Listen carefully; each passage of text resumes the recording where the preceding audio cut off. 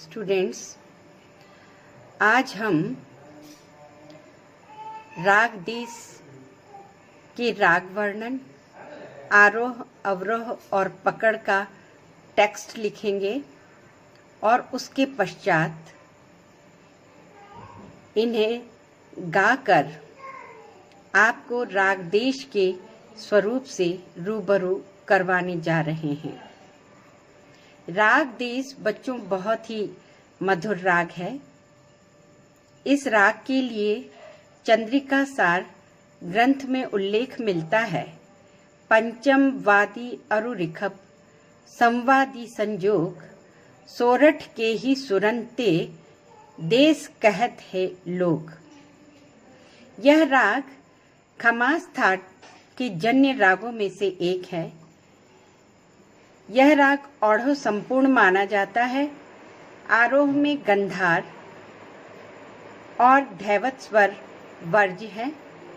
इसका वादी स्वर ऋषभ और संवादी पंचम है। गायन समय रात्रि का दूसरा प्रहर माना जाता है, अर्थात यह राग रात्रिय गेय राग है। खमास थाट के रात्रि गेय रागों का अपना एक अलग ही सौंदर्य होता है। इस राग में दोनों निषाद तथा शेष स्वर शुद्ध लगते हैं। इस राग का स्वरूप सोरठ नामक एक प्रसिद्ध राग से प्रायः मिलता जुलता है, अथवा यह कहा जाए कि यह राग बहुत कुछ सोरठ नामक राग के समान दिखाई देता है, तो अतिशयोक्ति नहीं होगी।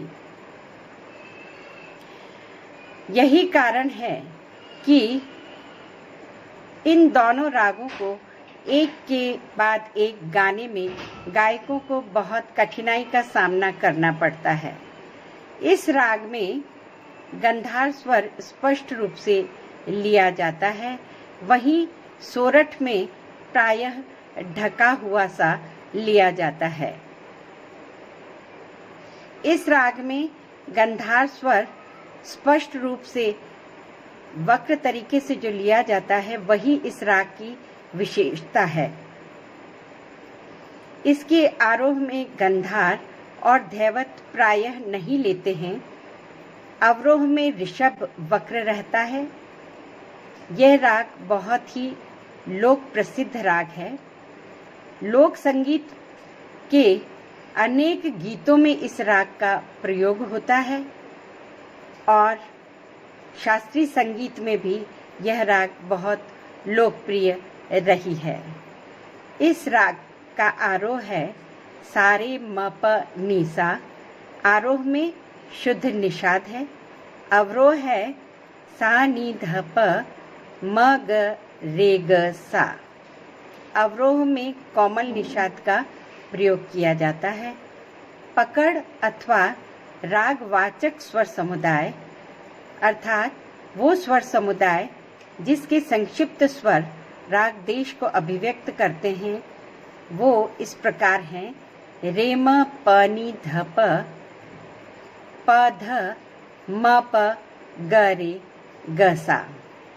ये इस राग का प्रमुख स्वर समुदाय है, जो कि राग के सौंदर्य को स्पष्ट करता है और राग के स्वरूप से हमें रूबरू कराता है।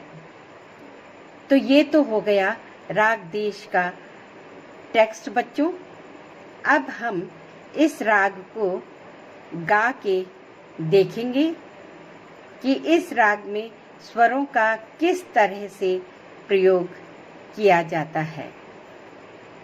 यह राग बहुत ही मनमोहक है, किंतु इस राग के आरोह अवरोह और पकड़ यानी मुख्य समुदाय का आप घर पर अभ्यास करें।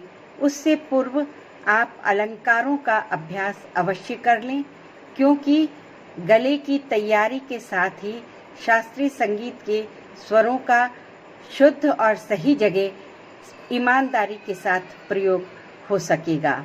इसलिए आप इस राग के आरोह अवरोह पकड़ को मुझसे सुने और फिर अलंकार गा के उसके पश्चात इन स्वरों का आप अभ्यास करें, तो उसके पश्चात आप इस राग की बंदिश का गायन बिल्कुल अक्षरशः शुद्ध रूप से कर पाएंगे। तो हम स्टार्ट करते हैं राग देश के आरोह अवरोह और पकड़ का। विद्यार्थियों, हमने राग देश के छोटे ख्याल की स्थाई अभी सीखी थी। उसकी स्वर लिपि आप लिख लें। शब्दों का सही लेखन करना चाहिए और स्वरों का भी सही बहुत ध्यान से स्वर लिपि लिखें। स्वर लिपि के चिन्हों पर दिए हुए छोटे जो स्वर हैं वो कर्ण स्वर कहलाते हैं। मींड के निशान भी हैं। उन सभी को स्वर लिपि के साथ पूरी तरह से लिखें ताकि आपको गाने में या अभ्यास करने में बहुत कुछ सही बंदिश के स्वरूप का ज्ञान होगा। ये जो बंदिश है छोटे ख्याल की जो हमने अभी सीखी थी वो त्रिताल में निबद्ध है, जिसकी 16 मात्राएं हैं और 4 भाग हैं।